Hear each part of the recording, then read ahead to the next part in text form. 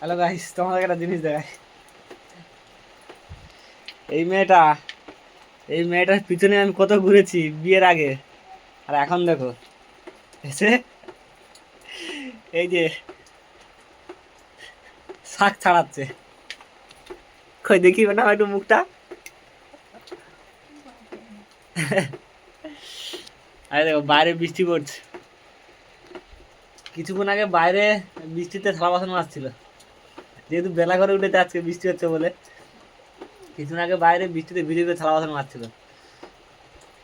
আর বিয়ের আগে আমাকে বলতো, বাবা গো কত জমিদারির চাল, এখন দেখো বাড়িতে নিয়ে এসে কি খাটা খাটাচ্ছে।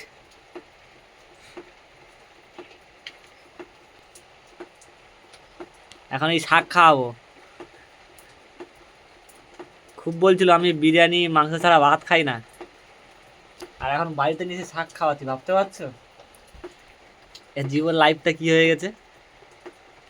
পুরো তছনছ করে দিয়েছে, তছনছ করে দিয়েছে। কিছু কিছু বলো নাকি? আমার কিছু বলার নেই। কেন কিছু বলার নেই? বলো কিছু। নেই বলার। বাবার তাহলে বাড়িতে কি বলে করতে? দিচ্ছি। বাবার বাড়িতে কি করতে?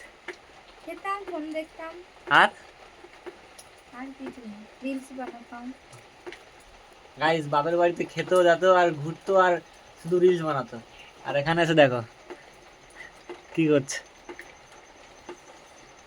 এই যে সকাল সকাল রান্না করা, থালা বাসন মাজা, আর এখন বসে বসে এখানে শাক ছাড়াচ্ছে, ভাবতে পারছো? দিদি আবার বড় হয়ে গেছে। চলো গাইস, দেখে নিলে তো ছেলেদের পাওয়ার কি, কমেন্টে জানিও। আমরা না রান্না করলে তোমাদের খাওয়া জুটবে না। আর গল্প দিতে এসেছো, হ্যাঁ?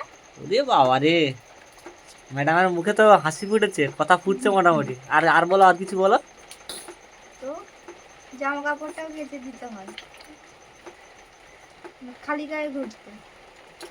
ও বাবা গো, তা আমরা তোমাদের খাওয়াবো পড়াবো, তা তোমরা রান্না করবে না, আর থালা বাসন মাজবে না, জামা প্যান্ট ধুবে না, তাহলে কি করবে? তো তোমাদের আমরা কি জন্য নিয়ে এসেছি? তোমাদের সব দায়িত্ব আমরা নেবো, আর আমরা তোমরা কি শুধু খাবে যাবে, ঘরে শুয়ে থাকবে আর রিলস বানাবে, এটাই বলতে চাইছো নাকি? কিছু কাজ তো করো নাকি? চলো গাইস, ভিডিও এই পর্যন্ত, দেখা হচ্ছে আরো পরের ভিডিওতে। ম্যাডাম আবার মুখ দেখাচ্ছে আমাকে।